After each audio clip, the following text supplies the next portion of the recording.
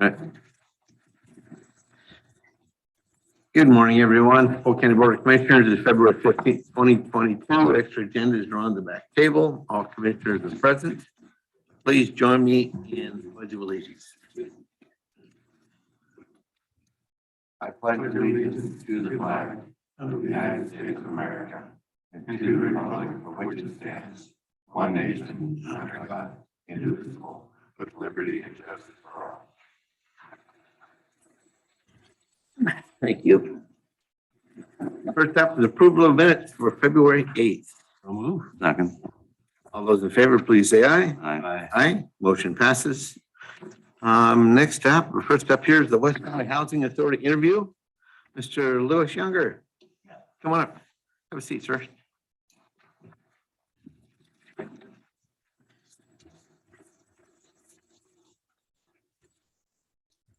Good morning. Good morning. So thank you for applying, and we just have a few questions to ask you here. And if you first like to state your name and address for the record. My name is Lewis Stephen Younger. My address is 669 Northwest Reed Lane here in Dallas.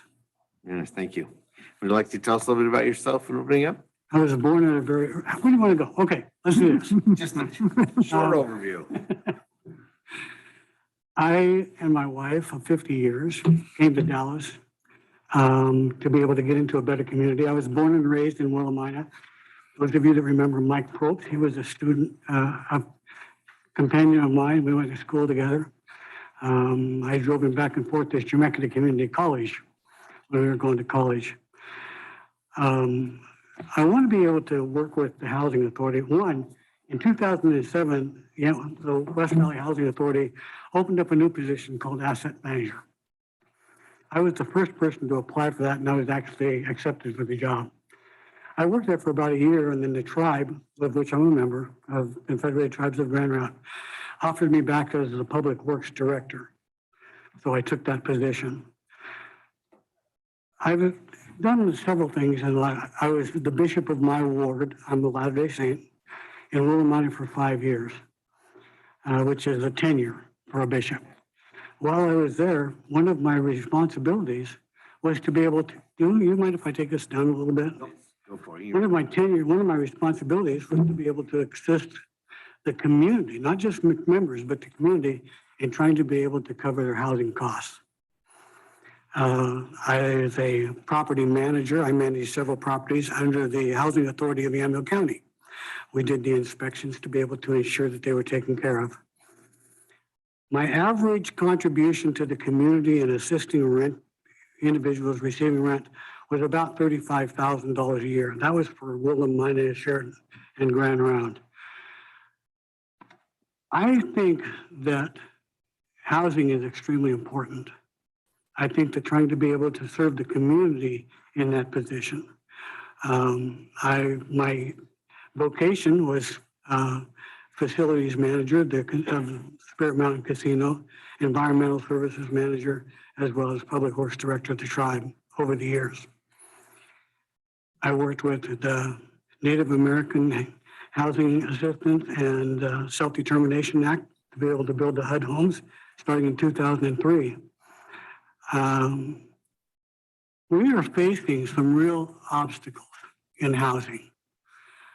Property in Dallas currently is on the rise of about 26.5% per year. I purchased my home on Reed Lane for a sum, and less than 2 years later, I received a call from a real estate company wanting to purchase my home for a 26.5% increase. Housing vouchers aren't being able to keep up with the increase in rent and the supply. You know that. If we wanted to, we could talk about key performance indicators, but I don't think that's necessary at this time. You know what they are, okay? Realistically, we have availability. And with availability comes quality. Now, most of the homes, when I was here in 2007, most of the homes were facing problems then. Supply chain issues and other issues have probably pushed, and I'm going to guess, and I could be wrong, probably pushed the turnaround times on the units that we currently have available, which I think you've got about 370. The units that we have available, okay, from 15 days to 45 days. Now, there's ways to be able to correct that. There's ways to be able to make sure that that assistance takes place. But I guess one of the things that we want to be able to work with is how can we make housing more available and how can we work to be able to make it more affordable? I'm not saying that I'm going to come as a housing commissioner, I want to come in and change everything, but I sat on the board of directors for Spirit Mountain Casino for 6 years. I chaired their audit committee and their finance committee. I understand some of the difficulties that we face in trying to be able to ensure that our community housing is working appropriately. I understand the final rule. We know preliminary budgets are no longer necessary. That sometimes is an issue as we try to be able to work through this. Funds, trying to be able to come available. The Board of Commissioners, I believe, would probably review, okay, the overall operations process. Okay, but I think sometimes we miss some things when they do that, because if we break the departments out, we can probably see where there can be changes. Obsolescence as a classic example. Deferred maintenance, which is probably one of the biggest problems. And where are we going to get the housing? With, Forest Ridge development coming in, Sierra Glen developments going in, and those type of things, and housing is going through the roof. The vouchers that we're giving, okay, really aren't going to be able to cover the difference in the cost. When I was in Willamina and I was running property for West Valley, or for the Housing Authority of Yamhill County, okay, while I was able to get the vouchers from my landlords, many times, the individuals that were trying to pay their 30% weren't being able to cover the difference as rents increased. I think I've got some insight into that, having been a bishop and having been an asset manager and understanding the elements of quality necessary. Maybe I can contribute something. I'm retired. I don't have to work for a living. Okay? I have time to be able to work with individuals if that's what they need to be able to do. I'm a court mediator. I'm a certified court mediator for Multnomah County. I've dealt with family issues between tenants. So I just want Dallas to be the community that I've always wanted it to be. That's why my wife and I moved here. We've been trying to get out of Willamina since 1953. So I just want an opportunity to try to be able to serve. Thank you. So we've got 6 questions, each one, so I'll ask you 2. Jeremy, would you like to start us off? Question? Sure. Do you mind if I skip to 3? Because it's like we covered 1 and Yep. maybe 2. I'd agree with that one. Well, I appreciate you being here, and your breadth of experience and knowledge is very impressive. So thank you for being a community advocate and all your service. I mean, it's so impressive. So this question is that what do you see as the role of the Housing Authority Board in relation to the West Valley Housing Authority staff and management, in relation to Polk County and its Board of Commissioners? So it's kind of a 2-part question. Role of, you kind of touched on the latter, but relation between the board and staff management of the Housing Authority, and then relation to us. Well, oversight and mediation, more than anything else. You guys are busy, they're busy, okay? You have a lot of things on your plate. So I think that as a housing authority official, one of the things that you want to do is to be able to evaluate and mediate issues between the county and housing and the tenants. Remember, one of the key performance indicators that we need, okay, is tenant feedback. How do they feel that we're doing? Public relations is extremely important, all right? So I think that's it, trying to be able to resolve issues that may come up, things that will come to your attention that will not come to their attention, because people believe that the higher they go, the faster the problems are going to be resolved. You don't have time for that. I have time for that. Thank you. Wow, great answer. So since the Housing Authority has a public mission, you will be expected to represent the citizens of your community in the policy decisions that you participate in making. Are you willing to expand your personal perspective to include those of the greater community as best you can? And how would you make sure that you represent that greater community interest in the decisions you make? Well, the first thing, of course, is to be available. When I was manager of the public, or director of the Public Works Department, I didn't have an open door policy. I had a no door policy. I actually had maintenance come in and remove my door so I could be available. So people wouldn't be meeting me behind closed doors. So there wouldn't be an opportunity for somebody to say, well, he's making a deal that we don't know about. I think transparency is extremely important, and being able to work with them to be able to mediate those processes and try to be able to resolve those issues. Housing is really an issue about elderly people, single parent families trying to be able to make it work, and underemployed. Those are going to be the issues that we're going to have to deal with. And I think that I'm going to go for just a second. I don't know how much time we've got. My real father died in prison when I was 2. He tried to kill me. My mom tried to raise 6 children on her own, okay, in tenement communities and labor camps around the area where we tried to be able to make it work.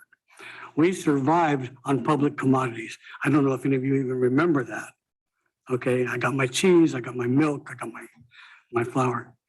Okay, we know what it was like when people looked down on us. We know what it was like to be moved out of a house at 2 o'clock in the morning, so people that could pay the rent would be able to move in. I don't want anybody to face that.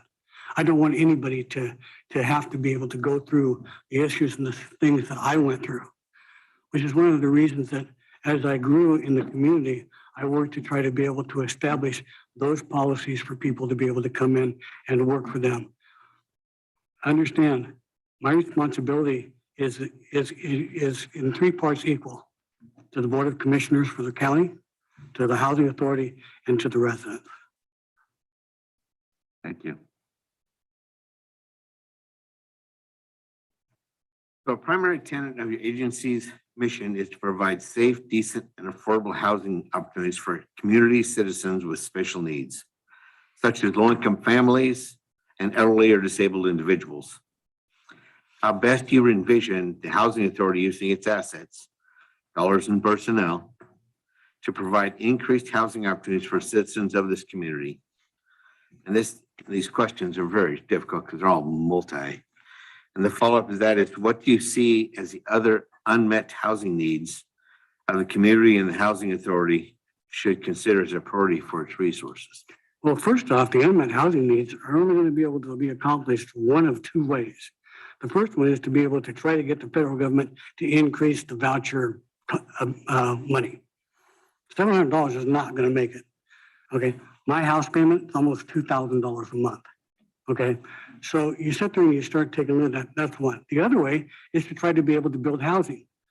Well, let's take a look at a 100-unit housing complex costing 3 years ago $125 a square foot to build. Okay, and let's put two units in there. Well, the grand reality of it is you're going to be looking at about $10,400,000 to build and a payment monthly of $72,000. That's for the building, okay? I mean, so you've got that issue. How are we going to do that? Where can we come up with the funds? I worked with grants, AHA, ARRA grants, IHA grants, ICDBG grants, okay, to try to be able to get things done. So I understand how difficult it is to be able to get money in the jump that you have to go through in order to be able to do that. Okay, is it possible? Absolutely. Is it going to happen overnight? Absolutely not. Okay, how can we keep people on task to try to be able to accomplish that in the changing times? I don't really know. Okay, but I know that I can do the research to try to be able to do that. Obsolescence, I needed a new range for my house. I ordered it from Costco. They said they would deliver it February 1st. Then because of supply chain issues, they said March 15th. The last time I called them, it was going to be May. How can you get a turnaround on your units if what you need to be able to make those units rentable aren't going to come to you for 6 months? What are your options? Well, what we try to do is we try to be able to find solutions outside of the box. And you work with your executive director in order to be able to do that. You work with your maintenance staff to do that. When I bought my house, the first thing I had to do was put in a handicap ramp because my wife's paralyzed from the waist down. Between the handicap ramp and putting in the retaining walls to be able to support those processes, Okay, moving into my home after cost was an additional $9,000. Does Housing Authority have $9,000 to put in an additional ramp to be able to accommodate those elderly people? No, but we can work with the contractors to try to be able to create some type of partnership to be able to make sure those things happen. And that's only going to take place if we examine and inspect the units that we have.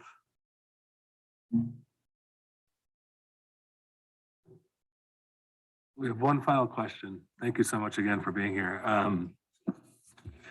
This is a time commitment question. The board meets once per month, correct, Morgan, at noon? Is that a conflict? And do you have the time to read the agendas and to prepare?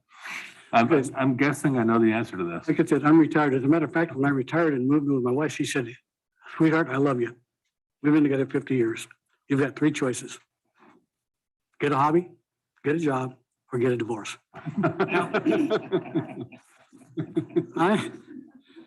I am more than happy to commit the time and energy necessary to be able to make this work. Thank you. Well, Louis, I just want to tell you, thank you so much for applying. We will take this back for further discussion. We'll be getting in touch with you. Excellent. Yeah, thank you very much today. You have a good day.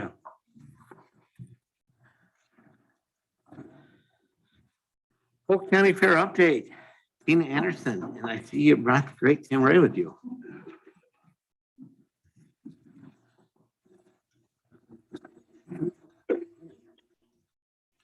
I know that's a hard act to follow. Yeah.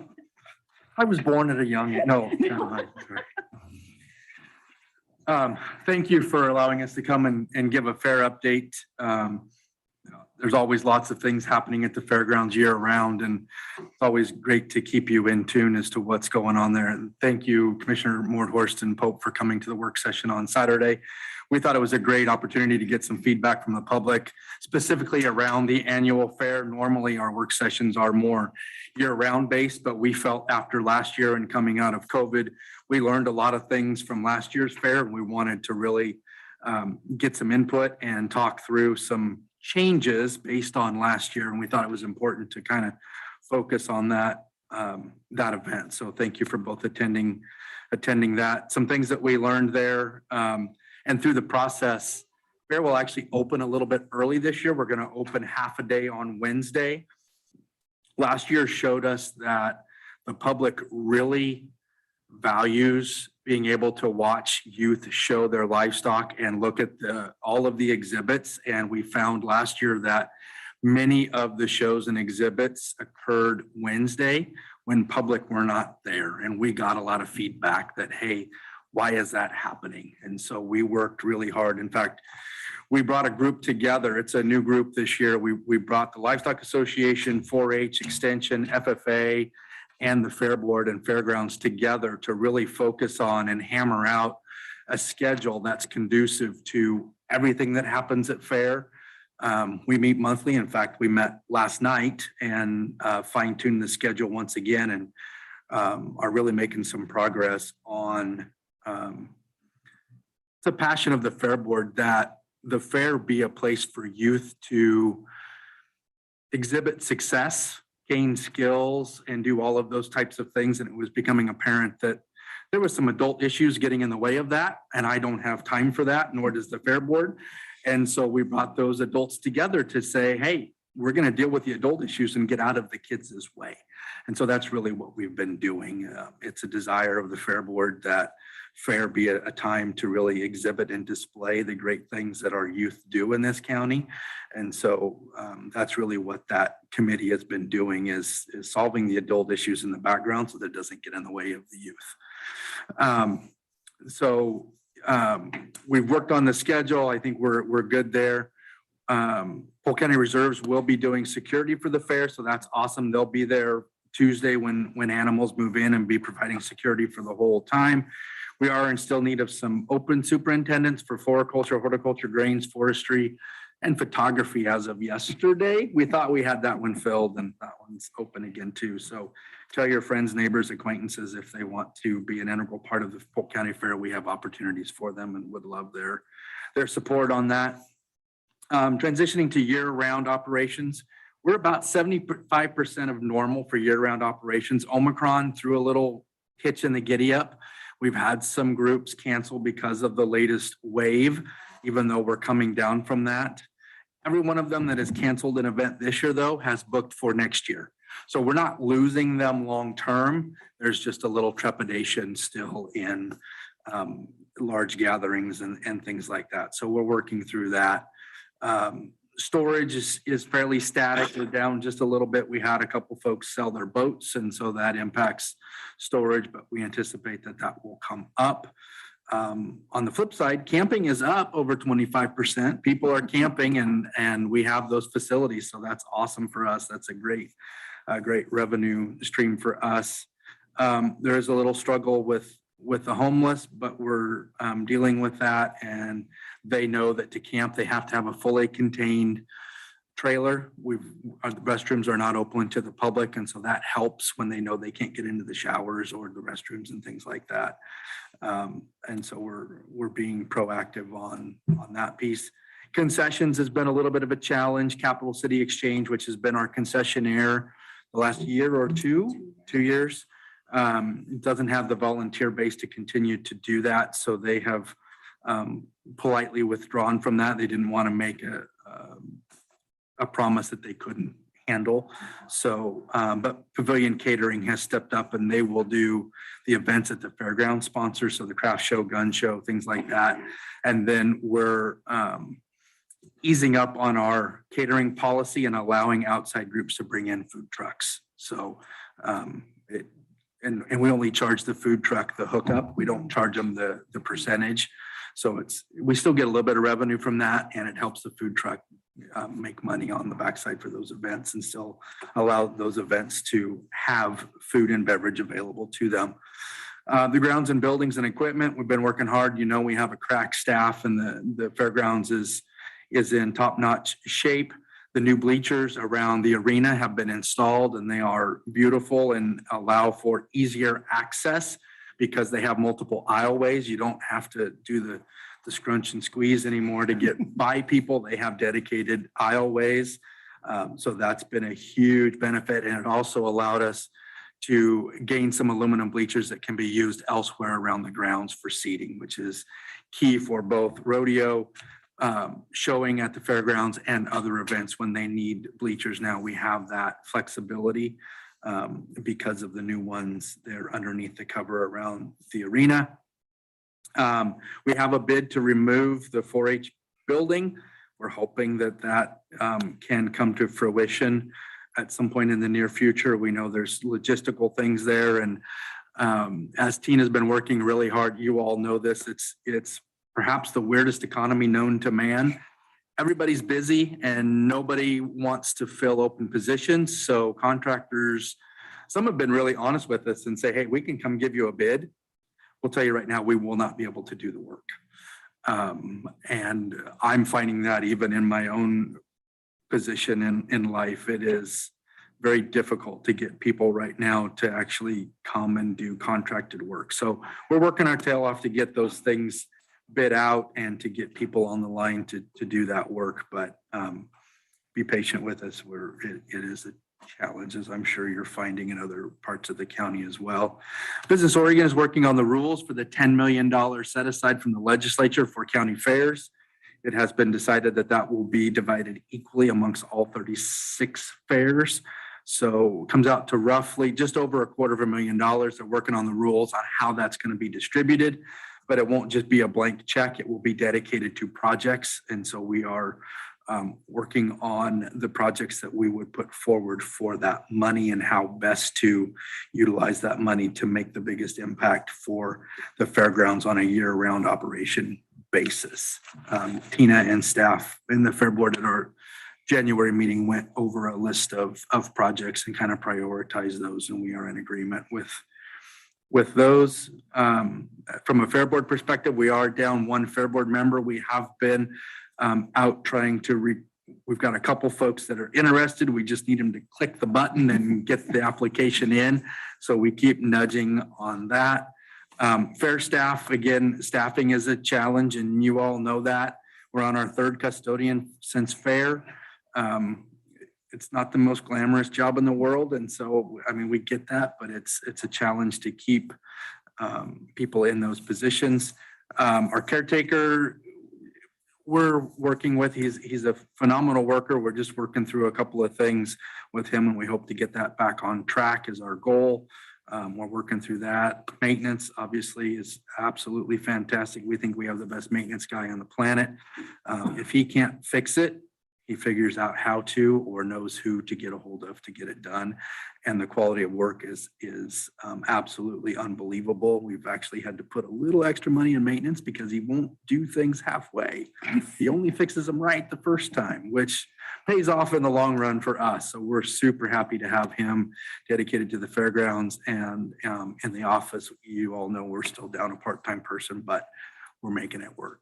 I think our motto ought to be, we just make it happen, because Tina and her crew are absolutely phenomenal at making things happen and adapting and overcoming and putting on an absolutely fantastic event, whatever it is. People know when they come to the fairgrounds, they're going to get world-class service in the best kept facilities this side of the Willamette River. So that's where we're at. We'd welcome any questions or comments.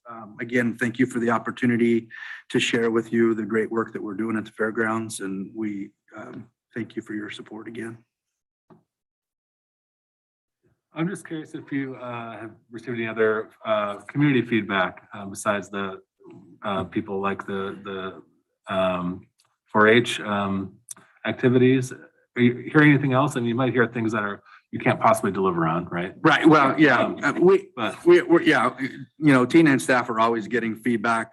We had some industry representatives at the work session on Saturday, and it's always great to hear their perspective, on the fair, but also we made it very clear to them that, as a fair board, we focus on year-round operations, and the fair is one piece of what we do. We just felt it was important this year to focus on that because of coming out of COVID and the community support that they've always shown the fair, and we want to make sure that it's a community event that they cherish. I don't know if you want to share. I mean, we got some feedback. We didn't have commercial exhibits last year at fair, and we got some feedback on that, and we've adapted. We're pivoting on that. We're bringing limited commercial booths back this year. We heard a lot of chatter about charging extra for the rodeo. We took that hand slap, and we know we won't do that again. We were trying to be helpful and keep prices low to get into the fair and charge for the things that people wanted to go to. And we heard loud and clear that, no, we want to do both, and we want to just pay one fee for that. So we've gone back to that again. In terms of year-round operations, we hear things all the time about the facilities and how Building A is beautiful with the new roof. And I know it cost the county a ton of money, but that has paid off. The sound system, the lights, the ceiling, everything. That building is more usable today than I think when it was built. And our bookings show that it is a highly requested facility. And the public is never afraid to tell us what they think. Yeah. And we're receptive to that.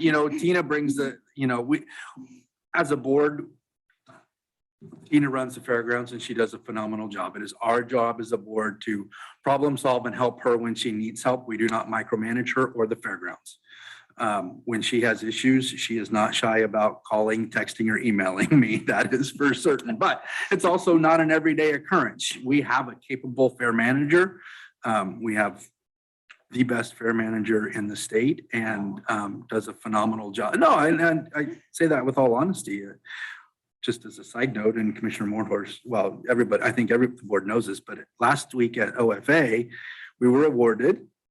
Yeah, the top commercial of 2021, TV commercial. And we went up against Washington County and Hillsborough and the Oregon State Fair. So that was a huge award for us. Yeah, and that was Thank produced. you for coming to get it. Right? My staff didn't want to be seen. That was produced right here in Polk County, Made in Media. So, I mean, it's the community support of the fairgrounds and that facility comes from within the county, and that's huge to us. And I think our sponsorship is going to be really good this year. So we have not yet sent out sponsorship info. That usually goes out the beginning of March. And we already have sponsorship checks that have come in because they want to make sure that they're getting on board and that we didn't forget them, because we normally send them out a little bit earlier. We're just kind of struggling with a smaller staff. So I think that the community seems to still be very supportive. And during COVID, we didn't lose any sponsors, right? No. In fact, we offered to give their sponsorship money back because the year we didn't officially have a fair, 2019, and many said, no, keep it, roll it over. So I hope you can expect a post-COVID surge of we're hopeful. We hope so. We're hopeful. insanity. If we don't have 106-degree weather, we might be okay. Right, yeah. Yeah. Last year was a bit trying for us. Yes, yes. Other questions or So comments? I would inject this piece. So, Tim, you're indicating you got your hand slapped for charging a fee for the rodeo, and I'm sympathetic to getting your hand slapped. I also was a part of that conversation, and there was a lot of reasons that needed to happen.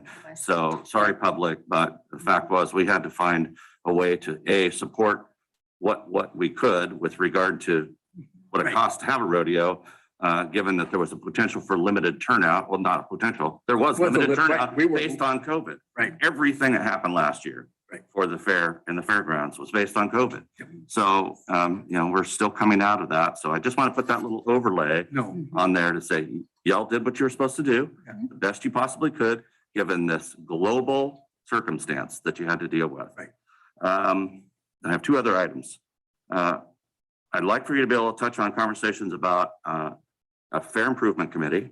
oh, yeah, So Craig's been very vocal about this. yes, yes. And I want to stimulate the conversation more with the foundation and others. Mhm. And additionally, I guess I wasn't aware that you were in a place where you have to submit your plans to Business Oregon for review. So those words make me uncomfortable, that we have to ask the overlords to review our plan. I don't mind saying overlords on the record. Right. I'm not a huge fan of Business Oregon, Neither are we. and I don't like the bureaucratic nonsense that we have to go through for every single dollar that gets funneled through that organization. We were not wild about that either. So what I'm wondering about is if you've thought about, or if doesn't make you too uncomfortable to consider a joint letterhead with the Fair Board and the Board of Commissioners for this submission, We would love that. because I sense that we're likely to have a scrap. We are. And I want to make sure this Board of Commissioners is engaged with you while you submit that to Business Oregon, so that they realize that we're preparing for an argument So ahead of time. I don't have any patience for Business Oregon telling us your projects aren't worthy. So we had this discussion at OFA about the farriers, OFA getting on board with the AOC and going in together with a letter. The problem is that we have some commissioners who see things differently in other counties and are upset that the OFA board voted to go straight across the board instead of turning projects in. Because, for instance, one of the counties brought up, well, I can't do anything with 270,000, I need 3 million. That's great, but for this particular piece, because there are other pieces of money that we're working on also to bring in, for this piece, I wasn't fond of it either, you know that. However, that's what the OFA board decided on, and I think that if you're a smart fair manager, that you use that money as leverage for grants for your county, for Does it match? you match your grant, you match that with grant funding, and you can triple that money easily. So let me talk to Patrick and find out exactly what he needs from us, because he intends to go to Business Oregon, because we were a bit frustrated also that we have to this, and they haven't actually made their rules yet. They're still 2 to 3 months down the road on their rules. So, and then there At is. best. At best. Right. And then there's also Business Oregon is also taking on the cultural fund. Mhm. And so that's a $50 million fund that we have asked to be part of as loss of revenue from 2020. We were like the one people around that could not tap into our losses in 2020. We could, damages as far, as redo, like the restrooms and things like that. We were, in fact, I believe Polk County Fair was the only fair in the state that got money from that other cultural, because it went through the Cultural Coalition. And we were very fortunate that our local people understood the importance of the fairgrounds. No one else got funds. So I know that Patrick is working closely with Business Oregon, but it's more than frustrating on our end.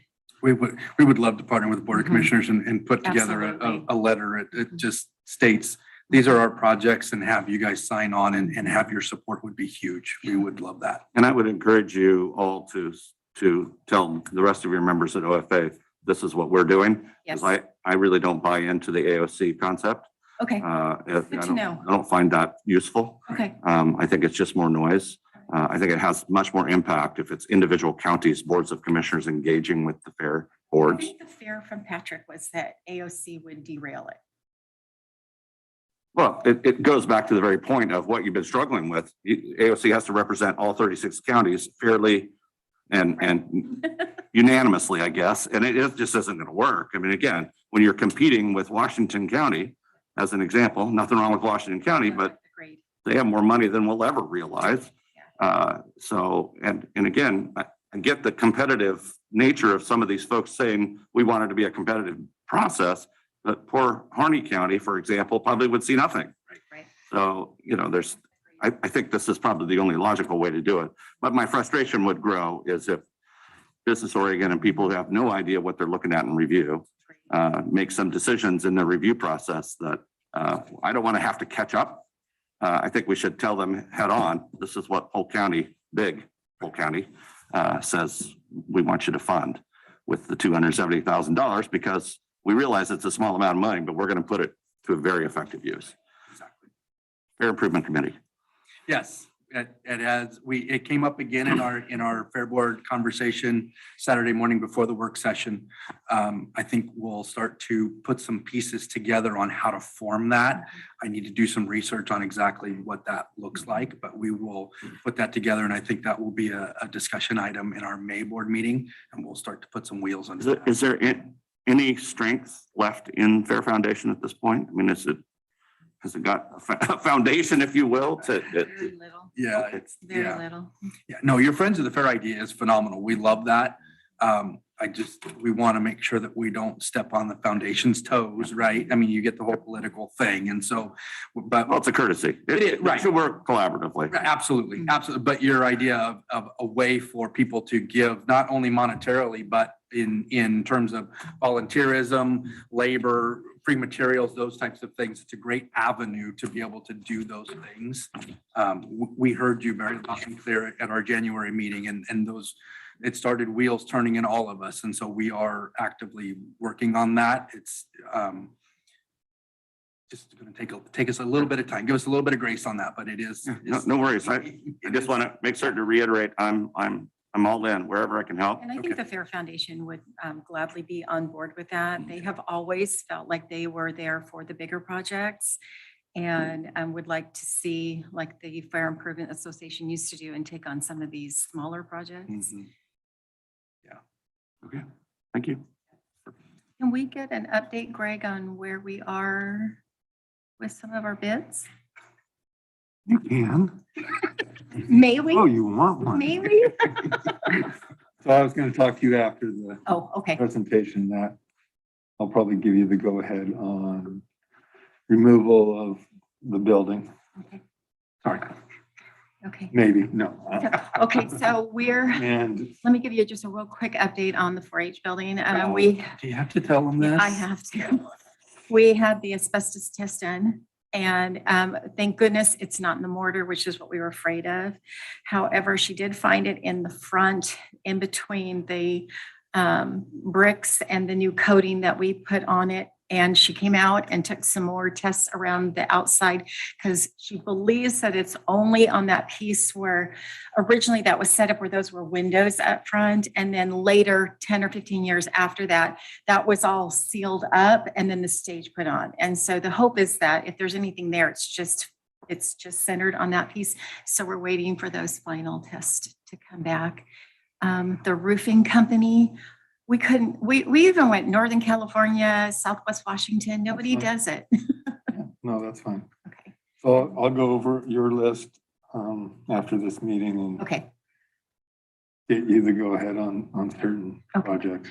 all right, thank you. Excellent, thank you. I just want to reiterate what Commissioner Pope said. I'm all in. When I first heard that every county is getting equal amount of money for this $10 million, what's the caveat? There's got to be something here that doesn't happen.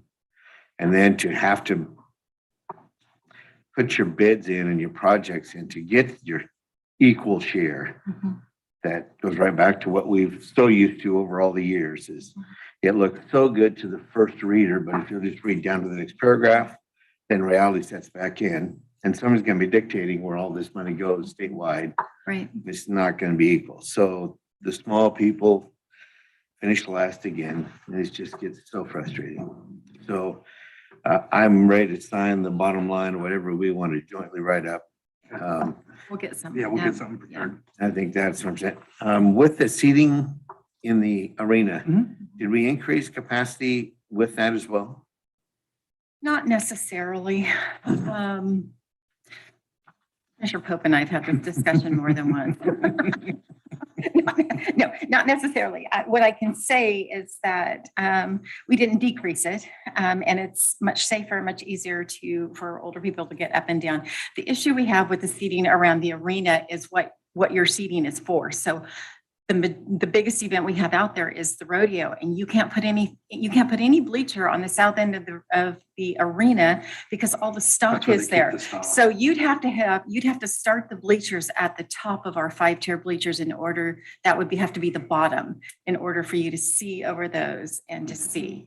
And so we do bring extra bleachers Bring in extras in on the north on side. the north side. And you put can't as go much on the as we west side can. because that's where the doghouse and the extra arena is and all that kind of stuff. So we maximize that facility. But we're out of room. I mean, we only have so much room around that arena to put people and put things. And this year we will be locking the doghouse so that the kids unfortunately can't get up there. We're concerned about the floors on our project list. And so, and the kids tend to put about 30 kids in a little 10 by 10. What So kids they do. can see. So we're going to lock that up this year. And while we know the rodeo is very popular, the fact remains it's a one night go. And so financially, it's not worth it for us to invest in a ton more seating for an event that happens once. And If it were a more regular we have thing. extra bleachers. We have the seating. The problem is we don't have a place to put them. Right. My Not goal building this up. year is to fight with the Cowboys and keep them from letting the little girls in that one section where they should never be. But the Cowboys always open the door and let them in. So that's going to be, we will have security to watch them. That isn't safe. If a bull were to go through that fencing, those kids would have been trampled. And then I'd have to answer to Morgan. I just think even though it happens one night, Mhm. knowing the people who live here, I think that could be something we could happen Agreed. more than one. Let's put that to good use.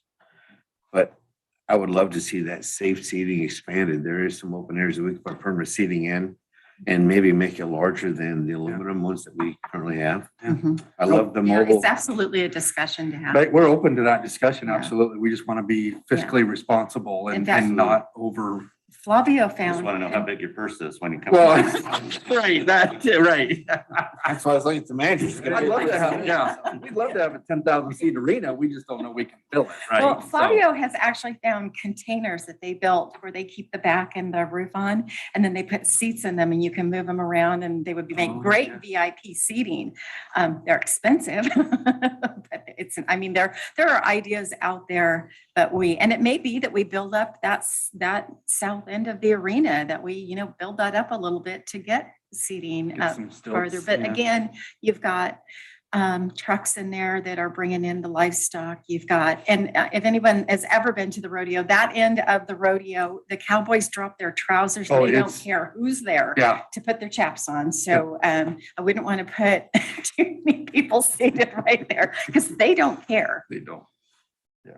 Well, I think the Friends of the Fair is a great opportunity. I do too. There's so many people that love our fair because it is a family-oriented, youth, educational. I mean, it benefits us in so many different ways. Yeah. And it's literally, it's like a family reunion. There's so many families who kids come back to the region just to go to that state fair together. You can't find entertainment that covers all ages in one location like you can a fair. So I'm totally on board. Any way we can help, I'm on there personally.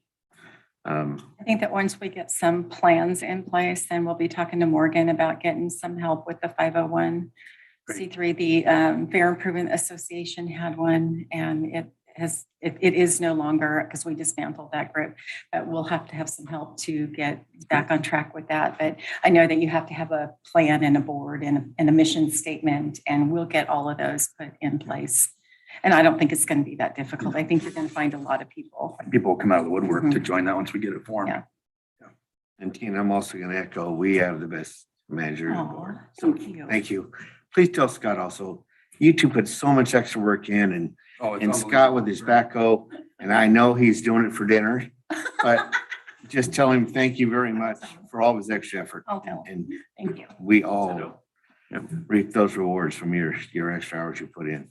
So thank so you. much. Being a fair manager is a team sport, and It is in no my family family. knows it more than that family. So any other? Awesome. Thank you very much. Thank Thank you. Non-listed items. Wow, silent group today. Okay, hearing none. I'll just mention real quick that 4123, HB 4123 got out of committee with the unanimous approval, the city county homelessness. And for the record, that is, That's the city county homelessness pilot that we will participate in if it passes Ways and Means and the full floor. So $1 million biennial grant to create rural homeless effort. that's right. Coordinated rural homelessness. Excellent.